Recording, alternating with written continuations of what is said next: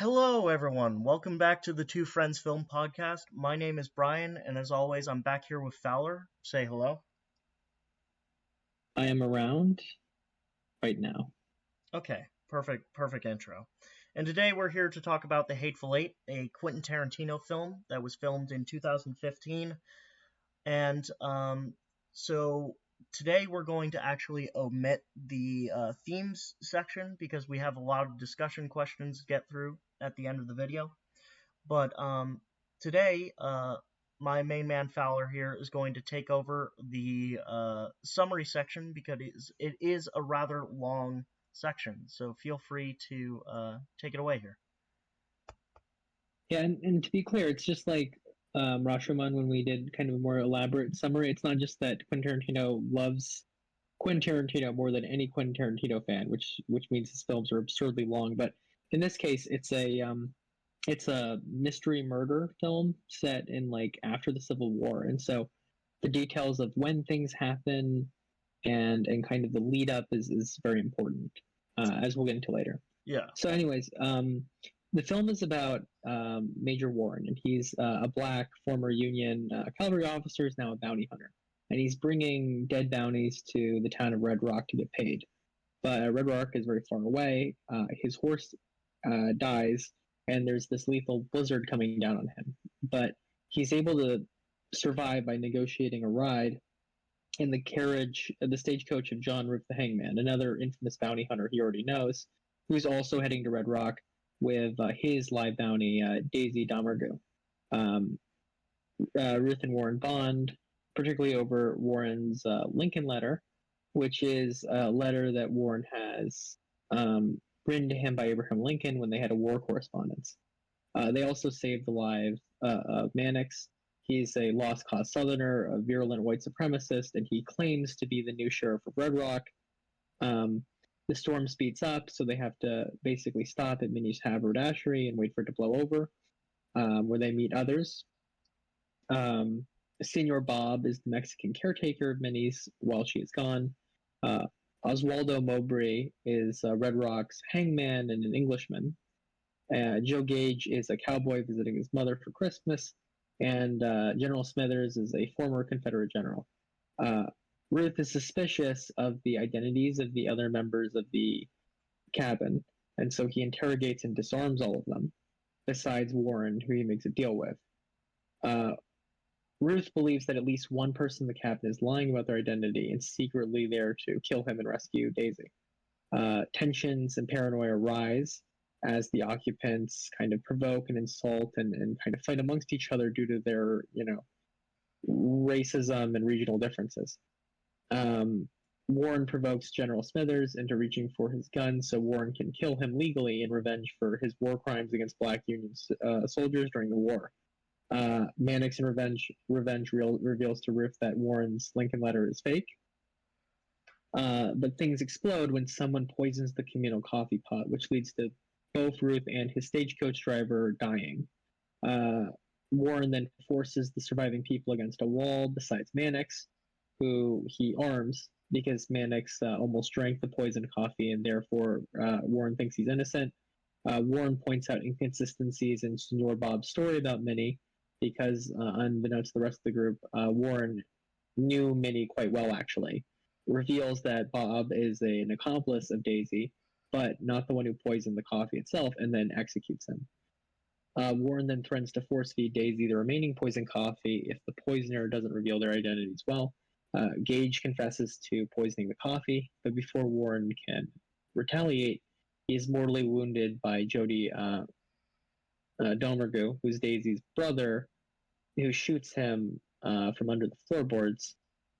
Oswaldo, in the confusion, draws and fires a second gun Ruth missed when he was disarming everybody, mortally wounding Mannix, but also being mortally wounded himself in return. It's revealed in a flashback that Jody Gage, who's actually the outlaw Grouch Douglas, Oswaldo, who's actually the outlaw English Hickok, and Senior Bob, who's actually the outlaw Marco the Mexican, executed Minnie and all the people in the cabin besides General Smithers to basically set up the cabin as a death trap for Ruth and to rescue Daisy. Warren threatens to murder Daisy if Jody doesn't surrender, which Jody does, only for Warren to execute him. Douglas attempts to use a firearm concealed under a table to kill both Warren and Mannix, but is killed first. Daisy and Hickox both try and persuade Mannix to betray Warren, leading to Warren killing Hickox and attempting to kill Daisy, but running out of bullets. And then Mannix ultimately turns down Daisy's proposal and the absurd amount of money that she was willing to offer him, and they both decide to hang her in the cabin together in honor of Ruth before bleeding to death. So that is the summary. Yeah, and again, it is a long ass summary for a long ass film. So there's that. So we're gonna get right into the strengths and weaknesses of this film as well. So starting off, the main one I had was cinematography.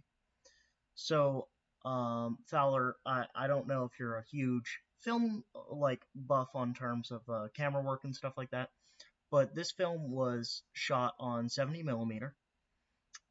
It is a very gorgeous film because of that.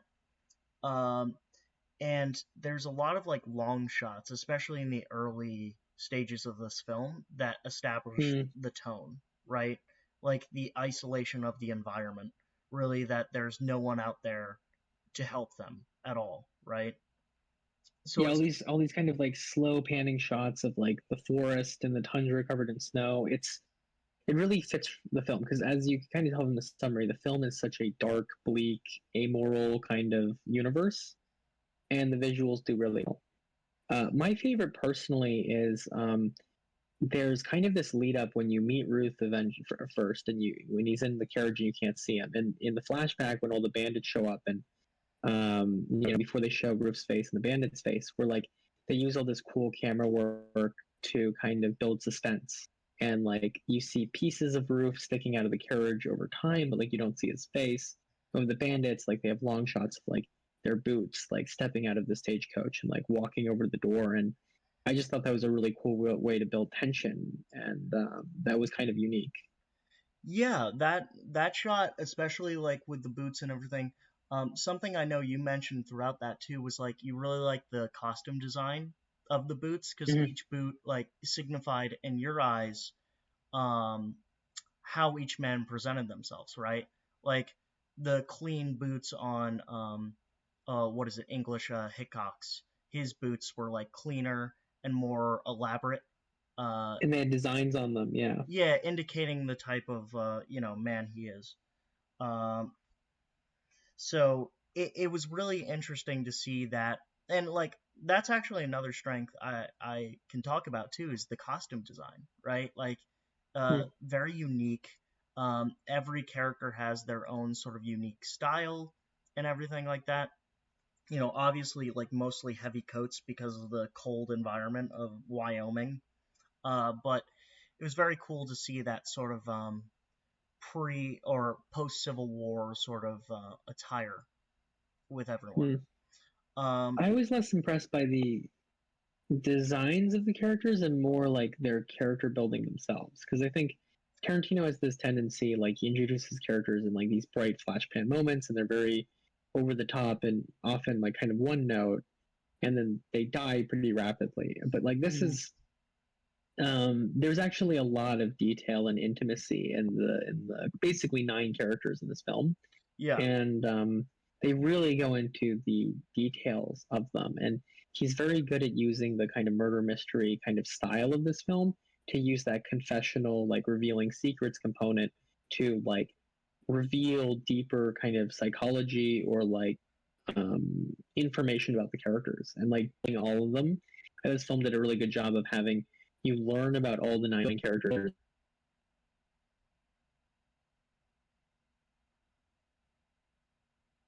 sorry you cut out there for a second. What was that on the end? Learning about all the nine characters. Oh, I said I think Tarantino was really good at using kind of the murder mystery style Mm, to kind of use confessions and like kind of revealing secrets or lies to like character build pretty organically with all the nine characters in a pretty even way, you yeah, know? yeah, definitely. Like I feel like all the characters have their moment to shine. That's actually another thing I was going to talk about. But before that, I get into that. I was going to mention the music. The music does a really good job at setting tone. Um, Fowler and I actually had a discussion about this. Um, I said the music reminded me a lot of the movie The Thing, and it Mm, turns out that it's the same composer for each. Um, and that's I, really cool. yeah, no, that was a It really cool. sounded more like it kind of the thing I kept hearing was it sounded to me like those old cowboy films. It reminded me of what's the one The Good, the Bad, and the The Ugly, Good, the like Bad, and the Ugly. yeah, Yeah, yeah, it yeah. reminded me Fistful of heavily of that. Dollars type of that. Yeah, Yeah, I yeah. so for me, the thing that tipped me off to it was like the high strung violin type thing. Because if you remember in the thing, when they finally find that ice block in the snow, Mm, like or in the Norwegian base, um, there's like that high like string sort of instrument going on, and there are some scenes with like the tense moments where it has that sort of same thing there. Um, mm, I was gonna say another thing to get back to what we were talking about though. All the characters feel very fleshed out, have their own ideals, and you'll talk about this more, Fowler, in the character sort of analysis. But all of them seem to have their own unique sort of personality, unique world outview. Um, it's just a fascinating thing to see, especially with a big cast like this. All of the characters mm. having that full fledged out sort of character. Yeah, I would say there's only two characters that are not really fleshed out well, and that's for plot reasons. Marco the Mexican dies too soon for his character to really be revealed very well. Like it's only really in the flashback itself, Yeah, and General Smithers also dies too soon in order to really reveal him. But I'd say the other seven characters are all like incredibly well fleshed out. yeah, I would say so. This film is very slow for a Tarantino film, hmm and if there are people who really like the fast-paced, violent, stylized way that his films normally work, they're definitely going to be disappointed because the first actual death in the film is basically at the halfway point. And Brian and I were actually talking about that and how rare that is in a Tarantino film. And afterwards there's a huge buildup of violence, but like the advantage of that slower kind of style is it's much more moody, much more atmospheric. There's more time to do character development, and um, I really liked it. I thought there was and maybe Brian disagrees about the slowness, maybe because I lean more slow in character development. But I would say like the other thing about this film that was really impressive was like the pacing shift, where like the first half is like this slow mystery, hmm and just this build up of tension, but there isn't a lot of actual violence really. And then when Ruth and the stagecoach driver die, there's this massive explosion of death and violence in the yes, flashbacks, and in like Warren starting to execute the bandits, and then them responding by attempting to murder him, yeah, and then you know uh, later, you know, Mannix and Warren and the other remaining bandits, they're so badly wounded and they're so covered in blood and they're so weakened. They spend a lot of the last bit of the movie like hobbling and bedridden and like kind of crippled. And hmm so it's this film where like it's super slow initially, the big character, like a lot of characters, and then there's this explosion of violence where like most of them die, and then after the violence there's kind of a slow bit again where it's like the remaining characters not only is there not as much action, but also like they're crippled and there's fewer of them.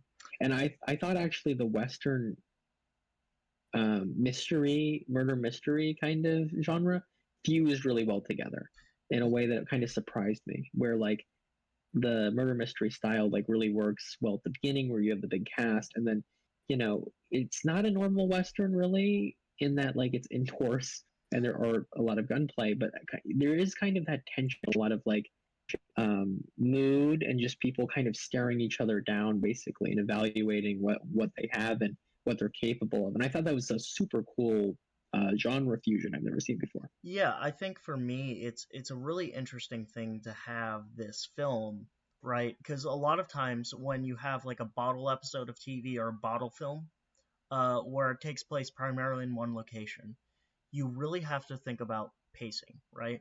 There's a couple films that do it really well.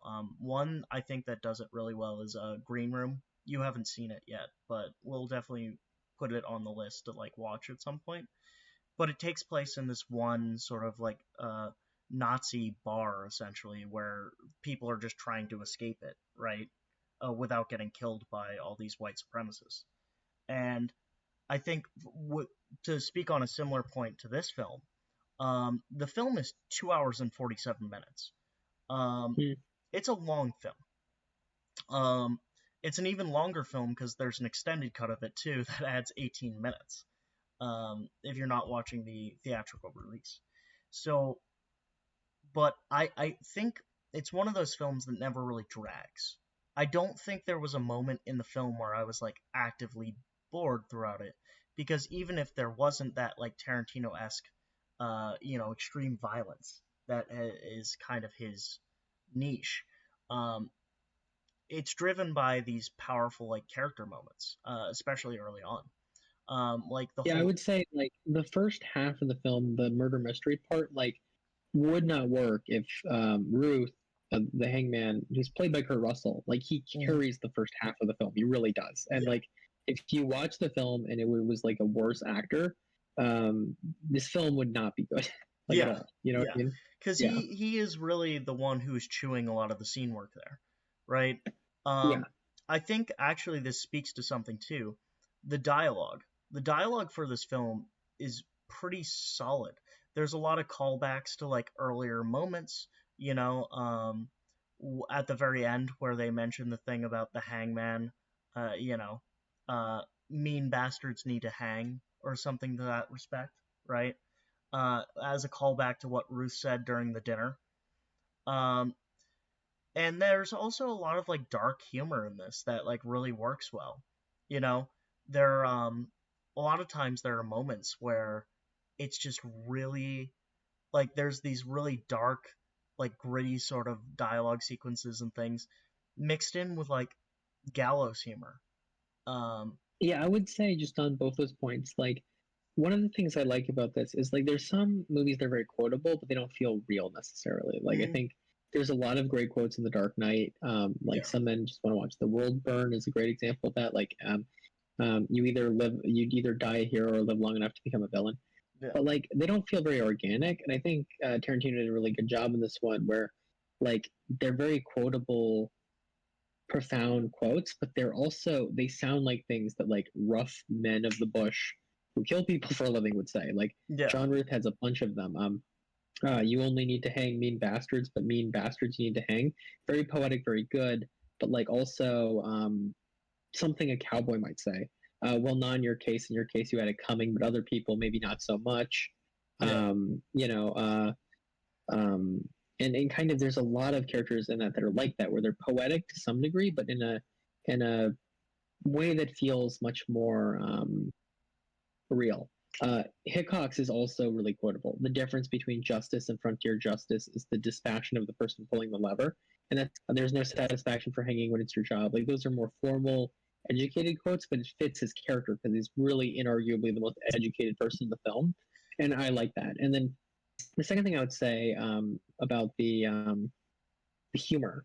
Um, yeah, I agree. This really there are a couple points that really make me laugh. mm, This is a film where like you think things are emotionally or like plot wise going a certain way and don't. Like my probably my favorite part of the film, humor wise, is like Warren has already killed Bob. He's like forced Douglas to, admit that he poisoned the coffee, and he's totally in charge. They've got the triumphant music going, and then he's shot in the fucking balls by Jody. And then mm, for the next like 15, 20 minutes of the film, like he doesn't take it like stoically like a normal action hero. He's rolling around on the floor, tears in his eyes, like crying, like not even cursing, not even anger. It's just like the sheer agony of being shot in the balls, like at your moment, and like yeah, it was just like it was a great way to break the tension, and I just didn't expect it. They really ham up how like pathetic he is and how desperate he is. Like he's just not in control, like and while Mannix and Hickox have the duel to the death and all this shit's happening. Like he's just kind of in the background, like ripping himself and crying, and it's very funny. yeah. No, the thing that like makes me laugh every time too is just how fucking pissed off he is after that moment, which rightfully so. He got his fucking nuts clipped. Uh, but he fucking executes Jody as soon as he pops his fucking head out. Like he also shoots Daisy in the foot, just for trying to make a deal, and he also shoots Yeah, he has Hickox a he out has of a pure he has a great yeah, yeah, out of sadism. pure frustration. Like it's He has a great line right before he kills Jody, where he yells something. It's like that's what you get for castrating me. You like bush whacking ball sacker or something. or something like that. It's so good. Like Yeah. it's a good quote. Um, but yeah, no, but like moments like that really, it's a weird thing because it adds that other weird sort of Tarantino element where you have that dark gallows humor to it too. Um, Hmm. and then so to get to the, do you have any other strengths you want to talk about before we move on, or No, I think we covered all of them. okay, cool. And then for the weaknesses, I only had two major ones. The big one I don't Mm. like is I'm never a fan of narration as a like point. I really like a movie to like show not tell. So one that frustrated me was at a certain point Tarantino himself is narrating certain scenes in the thing. Like the Hmm. like in the flashback he's telling us like, "Oh, this is like how much time it took for them to do this, like to clean up the scene and everything." And I think that could be like accomplished through just like a couple quick cut sequences to like show us, hey, like they're cleaning up this shit. It's kind of implied that it's taking some time. We don't need exact specifics, right? Um, and I then think that I agree that was not necessary. I think yeah, that's like Tarantino is a guy who enjoys flourishes. mm, And there's a lot of directors who like with their work they do tricks and such, but like the point is not to like showcase the trick. The trick is just a part of the art, yeah, and they try and make it low key. And Tarantino never does this. Like when he yeah, does tricks, he the trick is in a sense that he's making the trick itself a performance. You know what I mean? And that can sometimes help him and sometimes hurt him, I think.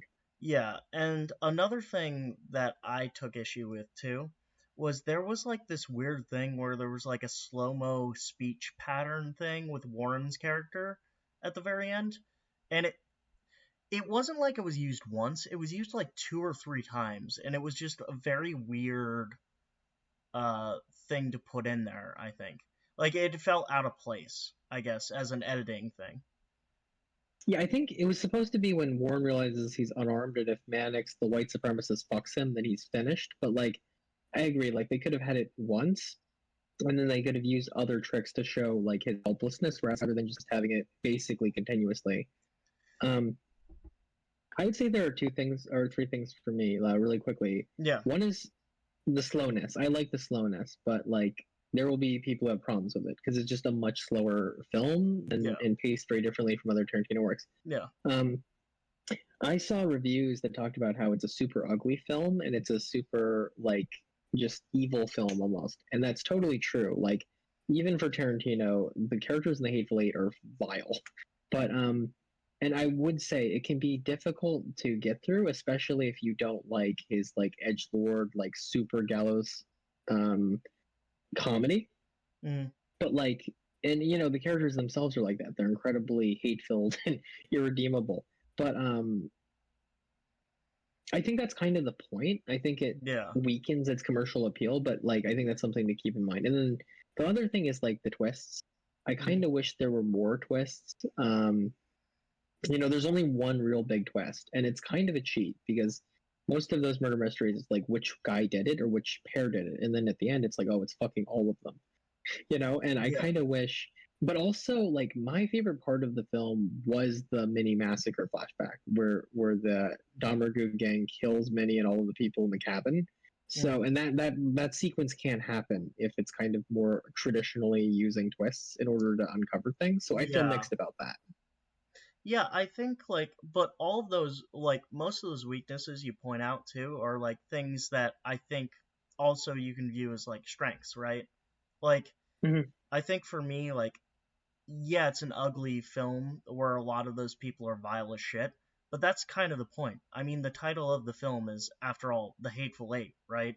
Those people are filled with vile hatred for one another and for, like, a lot of different things, you know? So Mm-hmm.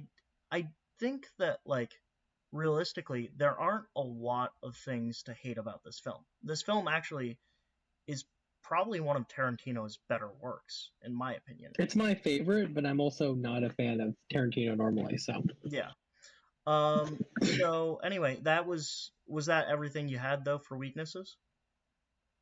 yeah, Okay, I guess we can get into the characters now if you want to take it away. yeah. So one of the things that I thought was really interesting when I was looking at some of the reviews is there were people who were condemning Kurt Russell's performance and saying he was very like John Wayne like, and I don't think that's true. Maybe you would have a different opinion. Like I think he comes off as a pretty unique character and not John Wayne like at all. But also, Ruth not being like the other characters and sticking out is the point of his character. Because one of Ruth has all these great Ruthisms where they're just very catchy, dirty things that he says. Mm, Um, and initially he seems, I mean, Ruth is clearly a super dangerous person. Like they do the trap because he's infamous for being an extremely competent bounty hunter and for like being very capable of killing people even when he's outnumbered. And Ruth is definitely capable of incredible viciousness. Like throughout the film, like Daisy provokes him or like talks back to him or attempts to like thwart him, and he beats the shit out of her. And it is not like played for humor either. Like it's brutal. Like you hear their bones cracking, you see the blood coming off, like her face is swollen across the film, and you know he's clearly a man who's capable of great violence. And even among the hyper violent, amoral characters inside the cabin, like if Ruth gets in people's faces, they back down. You know what I mm, mean? But Ruth is also a guy who has a level of honor that nobody else in the Hateful Eight does. He lives in this world. That's what I mean by the John Wayne thing not being an insult. Ruth lives in a vicious, amoral dog eat dog world where the only safe way to interact with people is to just assume they're going to kill you for even the smallest advantage. And he's the only character that doesn't reciprocate and himself become that kind of monster. And this is initially is evident during the first part of the first half of the film mm, because Ruth is extremely paranoid and he's extremely meticulous. Ruth pays top dollar for a confidential private carriage ride to Red Rock to avoid like anyone knowing about his bounty or himself. He forces Warren and Mannix when he gives them the ride on the stagecoach to give their guns to the driver and personally interrogates them before they get on. He checks Hickox's and Mannix's paperwork to prove their sheriff and hangman qualifications. He personally disarms and interrogates every person in the cabin. He disassembles all the other people's guns and dumps them in a shitter. He doesn't allow anyone to talk to Daisy, his prisoner. He literally cuffs himself to Daisy so she cannot escape without fucking cutting off his arm. And he never leaves the cabin or carriage unless absolutely necessary. He just sort of forces other people to do that for him. But like as you kind of get into more time in the cabin and you meet the other characters, you realize that in many ways, Ruth is a very fucked up character, but he's kind of unironically the only like lawful and like moral character. One of Ruth's catchphrases is "No one says it's supposed to be easy," and that really encompasses him as a character. mm, Like Ruth takes enormous risks for his own sense of morality. Ruth is called the Hangman because he always brings in his bounties alive. And Warren comments like the easiest thing to do if you're a bounty hunter, it's what we all do, is you just shoot them in the back of the head because like if you take them live, they can escape and kill you and such. Um, and like how crazy it is and how much skill Ruth requires in order to take all of his captors alive. And Ruth does it. And at different points in the film, he gives different reasons. One is don't like cheating the hangman. He's got to make the living too. And another one, like he's talking about how um, like the bounties get a fair trial basically. yeah. And like he's talking to Hickox, and he's like, "Well, not in your case." About Daisy, like, "Well, not in your case. In your case, you had it coming, but other people maybe not so much." And he's a unique. Like Warren doesn't give a fuck whether or not those bounties are guilty or not. Like it's just a payday for him. But Ruth does care, and Ruth shows like a clear moral code. He gives kind of he's a rough character, but he gives respect to veterans in particular, Mm, other like lawful members of the law. He respects people who have, in his mind, legitimate professions. He's relatively racially progressive for the time period, at least. He's disgusted by the Confederacy and also like Mannix's father's war crimes, and he won't accept Mannix's free drink and food offers out of principle. He very well could have left Warren and Mannix to die in the snow. It would have been safer. He also could have killed all the other cabin people to maximize his own survival, because Ruth is just the most dangerous and violent person in the cabin. But he chooses not to. He lets all of them live, literally, which leads to his death, but also his revenge, because it's that decency that he gave Warren and Mannix that lead to them kind of dying fulfilling his wishes. And then I would say the most uh, uh, powerful thing that Ruth does that indicates his morality is Ruth hates Mannix. Ruth views Mannix as like a traitor to the nation. He views him as a white supremacist. He views him as a war criminal. He views his father and the But one of the last things Ruth does as he's dying is he's the one who tells Mannix not to drink the poison coffee. And there's no other character in this film that would have done that. They would have let Mannix die if they hated him to the degree that Ruth hates Mannix, and certainly Ruth hates Mannix. Ruth is also the only character who actually cares about America as a whole. All the other characters, they're obsessed with their specific tribe, racially or regionally, or like their profession. And Ruth is the only one who seems to indicate any actual love for the country as a collective. Ruth is also honest. He's rude and unpleasant and sometimes violent, but he's honest. He gives the bandits a chance to confess if they're conspiring to take him down. He admits openly when he's suspicious. He's always honest about who he is and what he wants. And he's emotionally affected by things. He talks about how his horse Cauliflower, he viewed that horse as his best friend, how like he's actually emotionally touched by the Lincoln letter and he feels betrayed by the fact that Warren lied to him about it. And I think this is kind of fascinating because there's really no character in the film quite like him, very deliberately. I don't know if you had any thoughts. Yeah, I think for me, you hit on a lot of them. I think it's very interesting to see a character that is, because he's pretty much the only character who's obsessed with the nation. When he reads the Lincoln letter, he gets so fucking giddy. He's like a kid in a candy store, you know? Uh, Yeah, he's like childish in how excited he is, yeah, and he gets like teary eyed about like mentions of like Mary Todd, Abraham Lincoln's wife. Like it's just he's clearly a guy as vicious as he is who does have a real moral compass, and he is genuinely a patriot. yeah, and I think for So long me, as you do not have a bounty on you, yeah, you know. yeah. For me, it was like a thing of like watching. I don't think it's John Wayne. Like I disagree with those reviewers. I haven't seen reviews of it, but I disagree with that because I think a lot of John Wayne's performances are like stilted, like weird things. And this strikes me as a character who's like way more multifaceted than I think any of John Wayne's real Western characters were. You know, like I'd it's agree. And Ruth being like he's infamous for being meticulous and paranoid and hyper organized and prepared. And in this universe, he has to be. Like if yeah, you're gonna have Ruth's moral code, you have to be the most organized, the most effective, and the most dangerous man in the room. Because you know everyone else isn't gonna play by those rules. And only by being the strongest and the smartest can you survive in that environment. yeah. So it's quite an interesting thing. I think he strikes me as like all of these characters tend to have, or most of these characters tend to have a lot of interesting sort of little nuances. But I really like Rufe's character because there's a lot of things you could talk about, really. Oh yeah, he's super likable in Yeah, like a super fucked up way. He's a lot of fun to be around. yeah. As long, again, as you don't have a bounty on your head. Very, very much like that is the caveat for his likability. Oh Uh, yeah, and if you're armed and fought on the Confederacy, it's probably a problem. yeah, that's probably an issue as well. Um, but yeah, who's the next character you wanted to talk about as well? I think that Roof's because I paired these because I think the film does a really good job pairing them. Mhm. Roof's counterpart is actually Daisy Domergue, the member of the Domergue Outlaws that he's captured with the $10,000 bounty.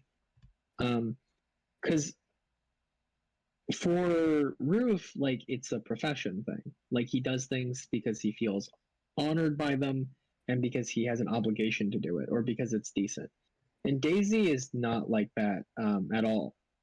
Daisy is wildly sadistic. She enjoys killing and suffering more than any other character in the film. And she's incredibly motivated by spite and revenge. When Warren throws away her cuff keys, she has like a mental breakdown where she says that she'll ensure he dies slowly and that like she'll be laughing as he dies. When Ruth dies, she's laughing and taunting him. You know, she spits on Warren's Lincoln letter without even knowing anything about Warren, just to cause him suffering because she knows it's important to him. And she just derives enormous pleasure from other characters' sadism, like Ruth's reaction to the Lincoln letter being lies, or Warren talking about burning down the Wellenbeck prison during the Civil War and the 100 innocent men who died during it. She even derives pleasure out of her own hanging. Um, Daisy is also a character who is um, deeply opportunistic. Anytime another character dies in the film, she exploits it in order to gain something. When Mannix passes out from blood loss, she cuts off Ruth's arm in order to get away and get the firearm to kill the Warren and Mannix. She attempts to grab the cuff key um, during the chaos of the poisoned coffee killing which Ruth and, then and the Warren, stagecoach driver. which then Warren throws into the stove. Yeah, Yeah.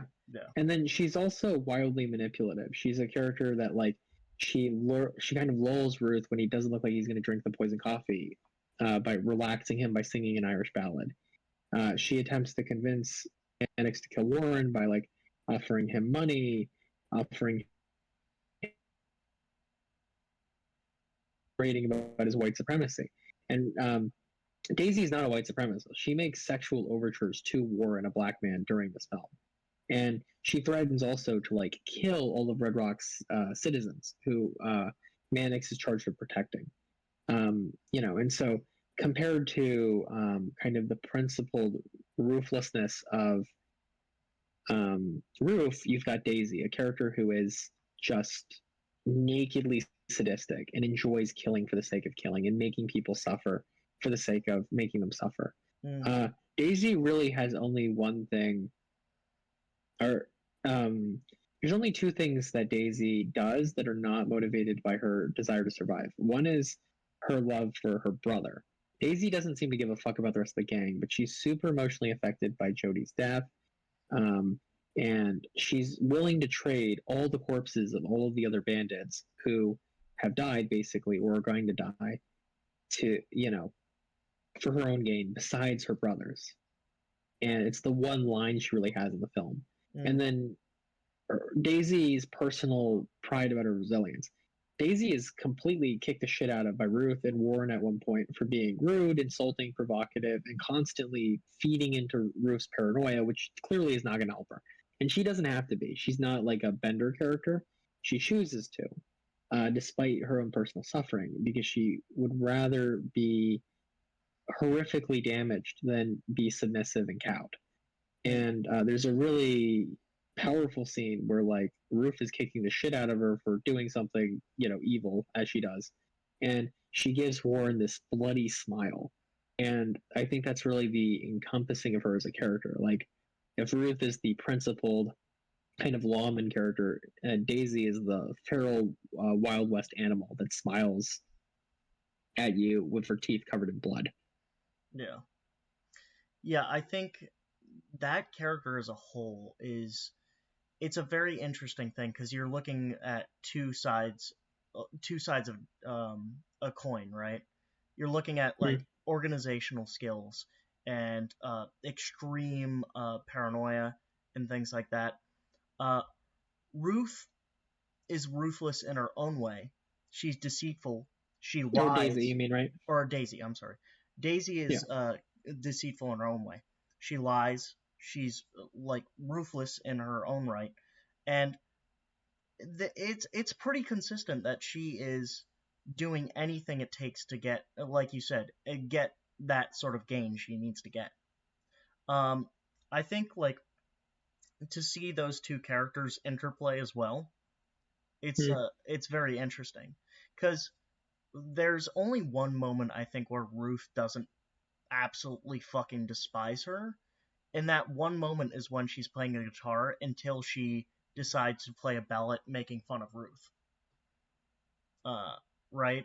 Threatened to murder him Yeah, yeah, is really what the song's. yeah, Yeah, yeah, yeah. At the end of it, it's a threat to kill him, uh, which then proceeds into Kurt Russell smashing a guitar worth $45,000. Um, yeah. You so can say a lot about Kurt Russell, but he goes hard in this film. Like he showed up and he was like, "You want me to be a totally paranoid, unhinged maniac who has a really strong but sparse moral code and will literally kill anyone at any point if he, I think it's a threat. You're goddamn right. I'm gonna do that." Like yeah, he comes in fucking energized. fucking him, Ruth and R.J. McCready are like in the Venn diagram. There's a lot of crossover, right, in terms of those characters. Um, Yeah, although Ruth could 100% take McCready, like in any fucking lens. Ruth would kick the shit out of McCready. Let's be real here. Um, it is a very interesting thing to see Daisy's character and that progression, right? But I think that's Yeah, yeah. Sorry, go ahead.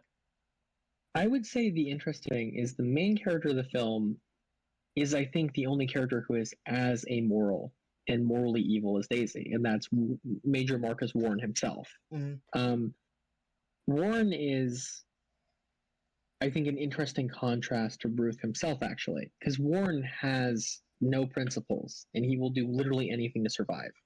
Uh, Warren, Ruth kills people, taking them alive so the hangman can get paid in trial. Warren always kills his bounties. That's what he's known for. Is regardless of whether or not his bounties surrender or how dangerous they are, he always kills them because it's more efficient and safe for him. mm, Warren, like Ruth, might be ruthless, but he's open about it and he always gives people chances to back down. Warren doesn't do that at all.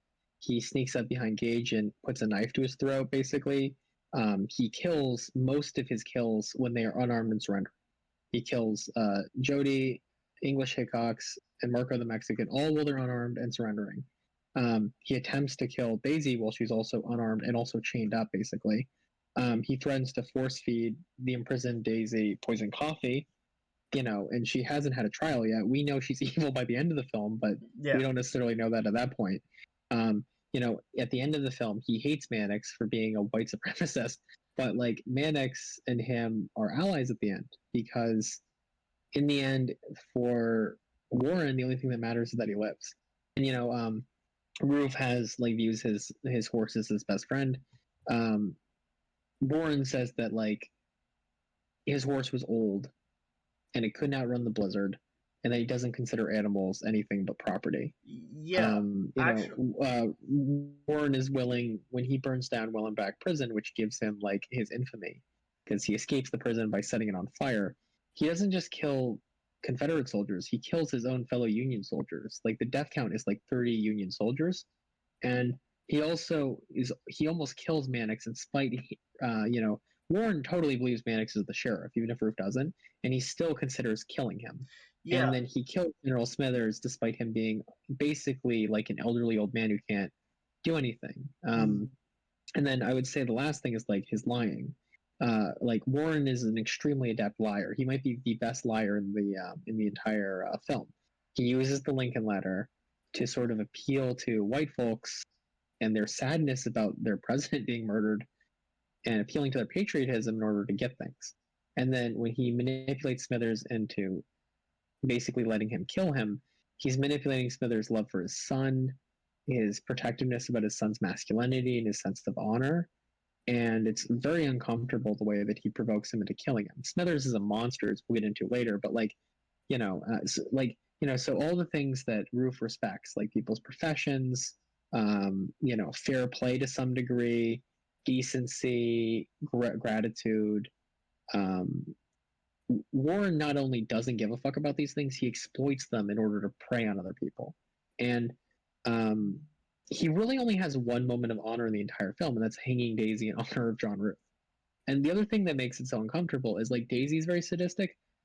Um, Warren is incredibly sadistic. There's no character in the film, besides Daisy, who enjoys killing people quite as much as Warren. He prolongs killing them. He enjoys killing them.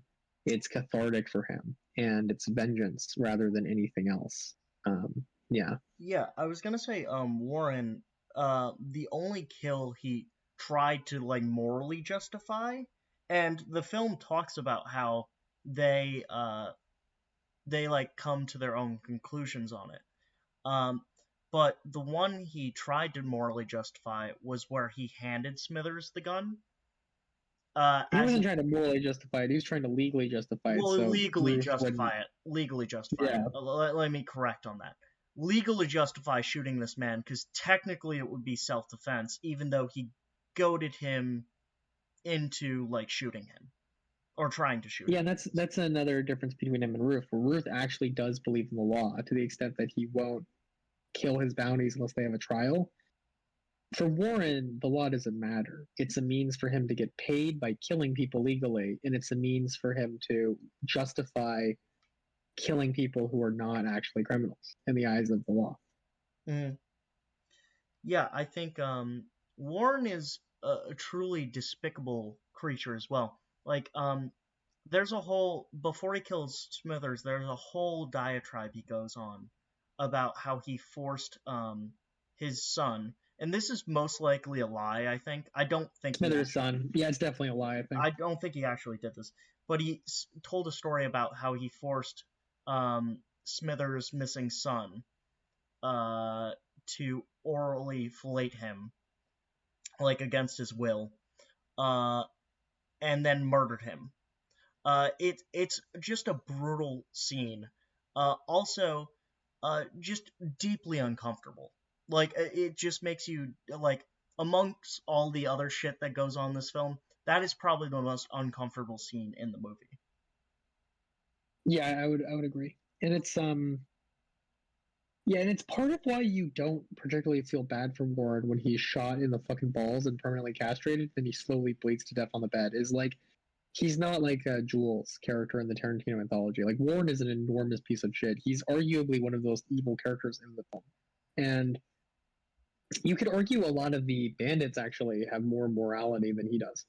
Yeah, no, I would argue that some of them probably do live up to at least some more honorable sort of decisions, at least. Um, but Do you have anything else, or do you want to move to Mannix? no, we can move to Mannix. So Mannix is interesting because he's really a mix of honor and just animalistic survival. Um, Mannix, so it's interesting. Mannix has really heavy Southern pride to a problematic, like white supremacist, the South shall rise again extent. Yeah. And I think it's important to note Mannix never fought in the Civil War. His understanding of the Civil War and like his culture is all oral. You know what I mean? He's just not. He doesn't have any direct stake in it, and yet he's a fanatical believer, as many people are. He worships his own father, who was a war criminal, and defends him, from others. He's a fervent believer in the honor and strength of the Confederacy. Um, he doesn't fight Warren directly for his own sake. He pussies out when Warren and him face off, except when it comes to General Smithers, whom he hero worships. He gives Smithers coffee, he gives him a blanket, he gives him his own fucking poncho during a blizzard. And he really gets in Warren's face and tries to stop Warren from killing Smithers and provoking Smithers into fighting. He's outraged by the Wellenbeck prison burning and Ruth and Daisy and Warren finding it hilarious. He's also proud of being a lawman. Mannix is kind of a weasel, but the one thing that he holds his ground on when Ruth is negotiating about what he has to do to get into the stagecoach, which will determine whether he lives or dies, and he says he would rather freeze to death than Ruth's original proposal, which is that he wasn't only disarmed, he was handcuffed, because then he would appear to the new town he was protecting as a criminal. And for all of Mannix's amorality, he doesn't shoot Douglas or Hickox when they're unarmed and surrendering. He shoots both of them only when they draw hidden weapons and attack him, which leads to him dying by Hickox's hands, actually. And then Mannix is decent to people who are decent to Mannix. He checks on the stagecoach driver when he returns from the snow to make sure he's okay. He offers Ruth and Warren food and drink, despite Mannix being a white supremacist and Ruth shitting on his culture constantly. And then, of course, because Ruth saves his life with the poison coffee, he fulfills Ruth's wish that Daisy should die by hanging instead of what Mannix wanted to do, which is just shoot her to death. Mm. But Mannix is also quite amoral. Mannix, just like Warren, abandons his horse when he realizes it'll save him from the blizzard. Mannix provokes Warren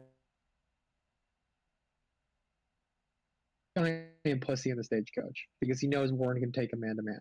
And then, he leverages his sheriff position to try and force and strong arm Warren and Ruth into letting him board the stagecoach by threatening to withhold their bounty pay and have them hanged for murdering an officer of the law. And then ultimately, he chooses to ally with a black Union soldier at the end of the film who killed a personal hero of his in Confederate General Smithers, Yeah. and over a Southern woman, you know, um, because he knows that Warren is the one who's most likely to help him survive. And then I would say the part where he's the most like a pussy and the most where he kind of shows himself to be a coward is his interactions with Ruth. Later in the film when Ruth dies, when other people get outraged or shit on the South, he gets outraged and will get in their face, even Warren in a protesty way.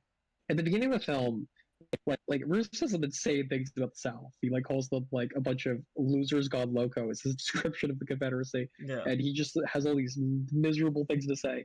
And then Mannix will kind of rise up. He'll be like, "How dare you, sir?" And then Ruth will be like, "I'll fucking kill you where you stand." And then immediately Mannix is like, "Who gives a fuck about them? I was just joking, He bro. was like, I Please don't don't want to hurt me." talk politics.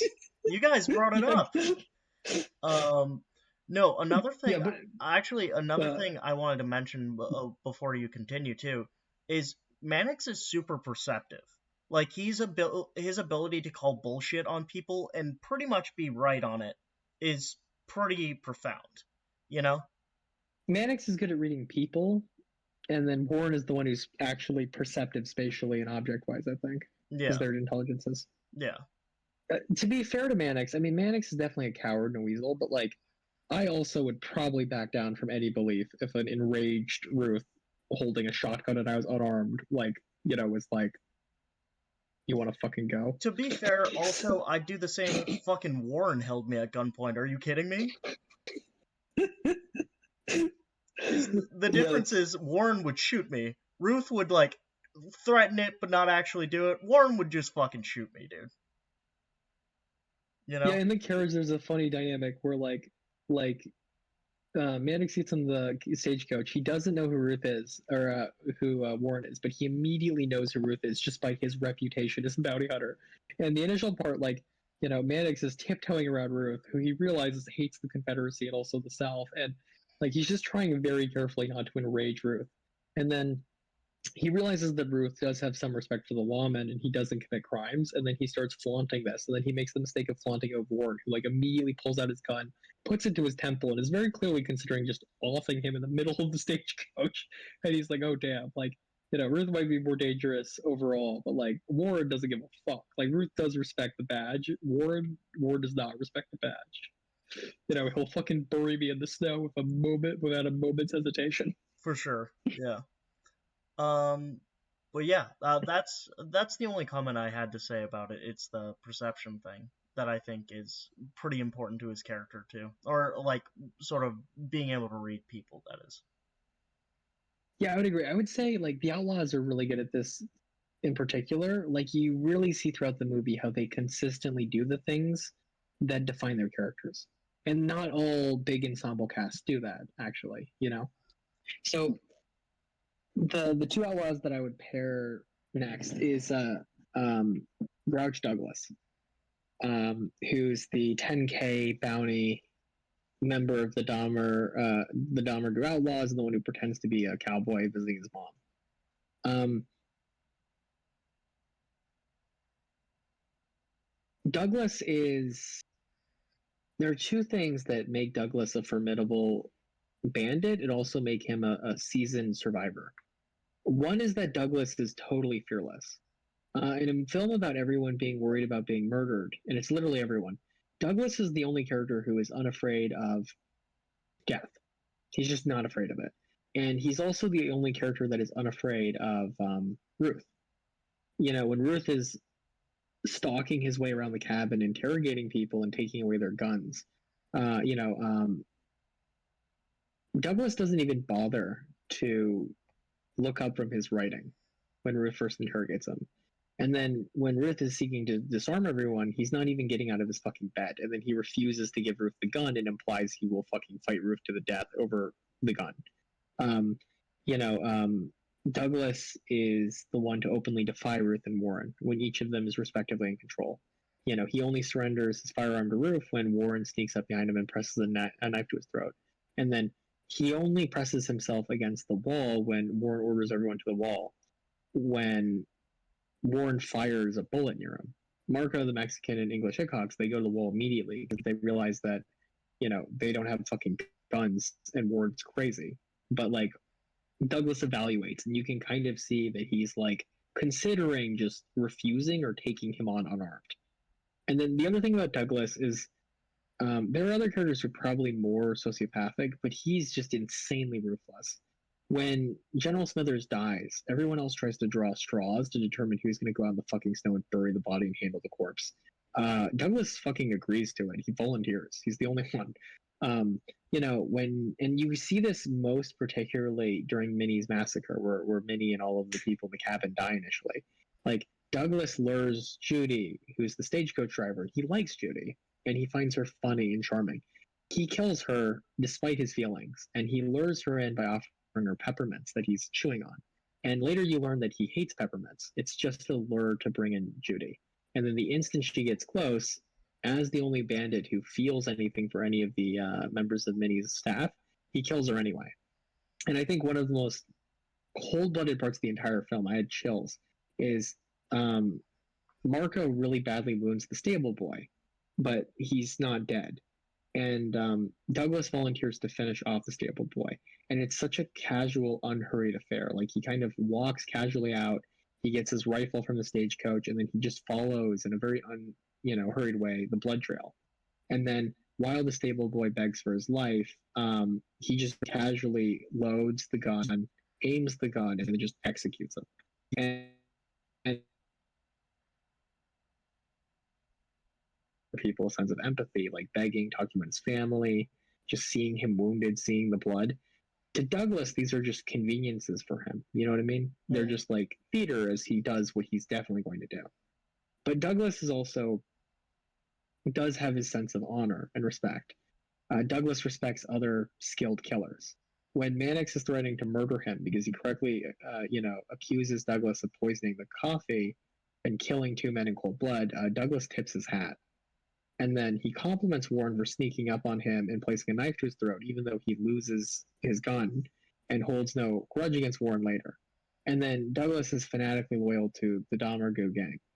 Douglas goes for the concealed gun under the table, despite being outnumbered by Warren and Mannix. And this is a point, everyone else is going to die. Like, everyone else has been crucially injured, and it's a fucking blizzard. Douglas is basically unharmed. He's the only person in the cabin who's still alive, who's uninjured enough that they will actually survive the blizzard ending and being able to, like, make it away from the inevitable investigation by the law enforcement. Douglas takes credit for the poisoning of the coffee to avoid Daisy dying and kind of outing English Hickox, despite the fact that's almost certainly going to lead to his death if Warren hadn't been shot. And then, Douglas never shows concern about himself. He only shows concern about other members of the gang. Douglas obeys Warren's edicts because English Hickox is starting to refuse to. He's worried about Hickox being killed. And so he pulls Hickox to the wall to protect him. And then, he backs Daisy Domergue as the new leader when Jody is killed, despite the fact he's the only uninjured one and he's the physically most dangerous and formidable one. And then he's the only member of the outlaw group that's apologetic to Daisy when Jody's killed and shows empathy for her. Yeah, I think in terms of like ruthless characters, he's probably up there in the upper echelon of what were showcased in the film. But yet he's simultaneously one of the most honorable. He's an extreme of both in a weird way. Yeah, I mean, all the gang members have like their little different quirks as well in terms of their own honor system or code or morality there. Yeah, he's there's two really dangerous members of the gang. It's him and English Hickox, the 15K bounty, educated working class Englishman.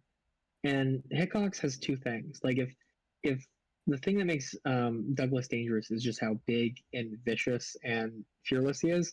With Hickox, it's the opposite. Hickox is incredibly socially intelligent. He is the best at basically having an alias that Roof believes.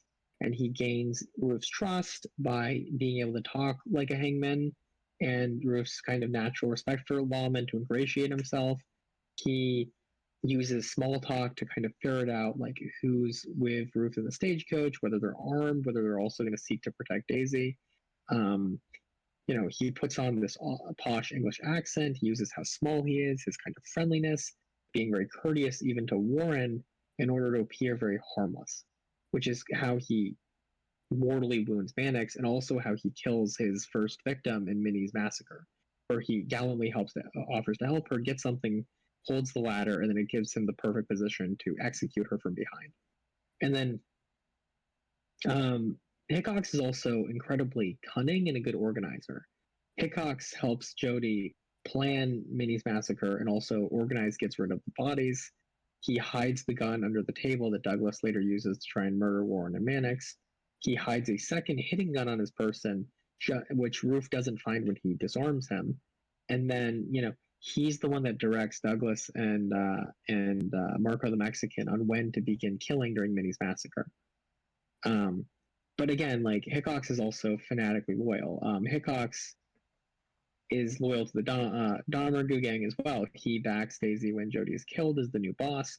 He offers to give Mannix his corpse and the $15,000 attached to it to convince him to betray and murder Warren.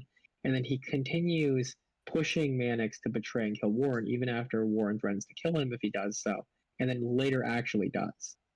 And then I think this ties to Hickox's kind of philosophy as, in a fucked up way, the most lawful member of the Outlaws and Roof's counterpart. Hickox is describing the difference between justice.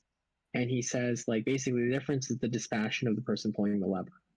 And that, like, you have to view death and life and your job in an equal, impartial way. And that's even reflected in his death. Like, he doesn't view his death with the level of desperation or ferocity of the other characters. It's practical for him. He doesn't feel anything for it. It's just about how to leverage it to help the gang by selling his literal corpse. And this also ties to Hickox's lack of prejudice. Hickox is the one who serves as a peacemaker between the northern and southern characters, and he's the one that proposes dividing Minis in half between the north and the south.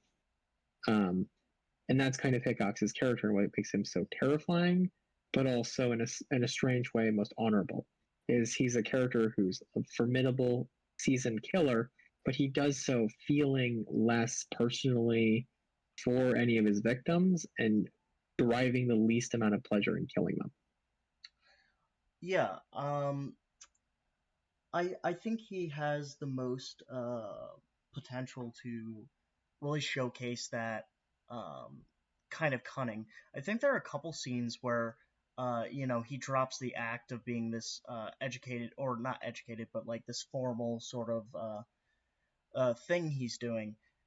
There's one thing that's pretty ruthless where I believe it's with Warren or something like that, where he's checking where the gun is. I think you pointed this out, Fowler, where he's like looking to see like where specifically his gun is at and how much he Oh has yeah, on him. he offers to let Warren eat first. He's the only person who treats Warren as a black man of courtesy.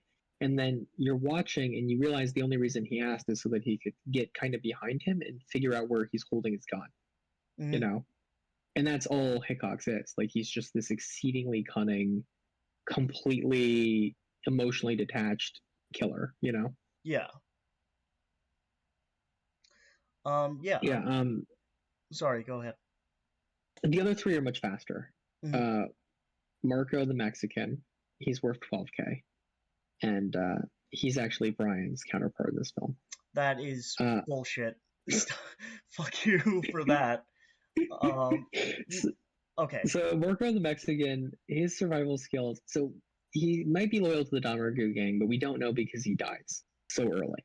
Mm, Like Hickox and Douglas only reveal their true colors of how honorable they are when they're outed, and Marco fucks up and dies too early for that to matter. But Marco, as a survivor, has two things that are interesting, and neither of them really save him. If Hickox presents himself as this harmless, charming, friendly, go good guy, Marco does the opposite. He frames himself as this simple-minded, very helpful, Mexican guy. So people don't really look at him very carefully. When he kills Sweet Dave during Minnie's massacre and he's standing close to Sweet Dave so that he can murder him, he claims, because Sweet Dave is playing chess with Smithers, that he's watching and he's so close because he's learned chess from a bunch of other white people, but he could never quite get the rules. And then, you know, he takes care of the stagecoach when Roof and Warren and Mannix show up, and he's always the one like dealing with the stew and figuring out all these things, and it gives him the ability to move around the cabin and outside the cabin unobstructed to a degree that everyone else can't. And that's him playing into his stereotypes, Marco. The other thing that Marco does that makes him unique and doesn't save him is that Marco is extremely spontaneous and unpredictable. Um, when Marco learns that Warren learns that, like, knew Minnie, he makes up the story about Minnie visiting her mother and all these things that, like, Warren's still suspicious, but stops Warren from just executing him from the beginning. He realizes that Warren is claiming that Minnie smokes a pipe to try and smoke out that he doesn't know her, and then he basically just refuses to get baited. He claims the discrepancies that Warren notices between how he and Minnie run the cabin, like the policy Minnie had that there's no hats inside, is just him being more relaxed in the context of the blizzard. He's the only outlaw when they're all up against the wall and they're being accused about the poison coffee, to be able to come up with a convincing alibi. And he's the only outlaw to try and talk his way out of Warren's accusations by like laughing at Warren, gaslighting him, demanding proof. But this doesn't save Marco. He can't bullshit his way out of Minnie's special stew. Sweet Dave's special Cherno was covered in blood. His spontaneity and unpredictability is kind of one of the things that damages the Domergue like infiltration. Every other member of the crew during Minnie's massacre lures their victim away from the furniture and things, so there's no blood anywhere, and then kills them with like gunshots. Um, Marco kind of loses his shit and he just stabs Sweet Dave to death, which then covers the chair in blood and is one of the ways that they discover that the murder happened. And then the stable boy who shows up, and the stable boy isn't going to be able to get very far anyway. But like again, Marco responds unpredictably. He starts firing wildly at the stable boy, and that damages the door to the point it's unfixably broken, and also raises suspicions. mm. Yeah, he doesn't get enough screen time really to, I think, get his full story, so it's harder Hmm. to like piece it together. It's the same with Smithers as well, in that vein. I think Smithers, even from the little we see him, is a fucking monster. Yeah, Like Smithers, ignoring the fact he like murdered Black Union soldiers who were surrendering. Um, Smithers' selfishness is really what defines his survivor trait. Smithers witnesses Minnie's massacre. He watches the Domergue gang murder a bunch of innocent, unarmed people. And Jody allows him to live on the condition that he doesn't say anything and that Smithers okays the fact Jody's also going to kill every single person in the cabin when Ruth arrives. And Jody explicitly says, Smithers explicitly says, like, I don't give a fuck about anyone except myself. And, this is particularly fucked up with Mannix because Mannix goes out of his way to help Smithers, try and keep him alive, keep him warm. And Mannix is a Southerner. He's a white supremacist. Smithers respected Mannix's father. And yet Smithers is totally okay with Mannix being killed by the Domergue gang. But Smithers also has his soft points. He sits with Warren because he respects that Warren is a fellow veteran, and he has he's only provoked into talking to Warren and then being killed by Warren because of his deep love for his family and his son. And then I would say lastly with Jody, like he was also doesn't have a lot of time. He's pretty much immediately off, but he's the leader of the Domergue gang, and Jody is just he's just an exceedingly competent leader, and he's he's the one that deduces which route Ruth is going to take Daisy to Red Rock. He plans Minnie's massacre and like very efficiently and quietly. He's willing to kill everyone in the cabin later in order to take out Ruth. He gives all of his gang members aliases and the equipment to pretend to do so. He gets rid of all the bodies and evidence from his initial killings, and then he lies in wait under the floorboards. And without Warren, Ruth would have died in spite of how strong and paranoid he is, like multiple ways. Um, and then, obviously, in terms of a sheer body count, Jody is willing to kill more people in the story than anyone else. And he was even going to execute General Smithers until Hickox and Marco talks him out of it, just to be sure. And, he's killing veterans, he's killing women, he's killing civilians, he's killing sheriffs. Like, for Jody, it doesn't matter. And I think that's the thing that's kind of interesting about Jody. I Like, think what's interesting to me too is like it seems like he comes from an educated background because yeah, he speaks 3 different languages, those being French, Spanish, and English. yeah, he's very eloquent. Yeah, and he's very charming as well, which is uh, something to be said on his character too. We're running a little late. I was wondering, do you want to try and do like a part 2? Because I want to go into the themes because I think this is or questions because I think there's a bunch of very interesting questions in this film. Yeah, I think we could do a part 2. I think for today we're gonna do this as a first ever sort of 2-parter, just because it's going a tad bit over here. But for the next episode, we're gonna do the questions. So Do you want to rate it still here, or do you want to wait till next? I think we'll wait and rate it at the ending of part 2. So Okay. Yeah, Brian and I were joking that because the longer the videos seem to be, the better the views are. And we're just joking, like, we won't give a fuck about time as long as it's only 5 or 10 minutes until, like, the views go down. But Patton, we learned our lesson too long. Patton was very long. Patton was uncomfortably long. It's hard to sit in a room for that long and talk about it. But we're glad to do it. We're very happy to do that, and we're definitely going to be releasing a part 2 of The Hateful Eight here soon. So thank you guys so much for watching. Subscribe for some more film discussion and content. And Fowler, do you have any last words? Hopefully something, not horrifying. It doesn't matter what your moral compass is, as long as you have one, and in order to enact it and maintain it within yourself, you're willing to kill, torture, maim, and betray every single person you encounter.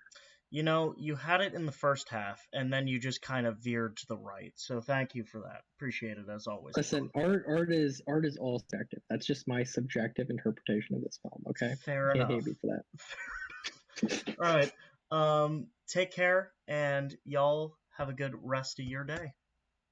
Bye now.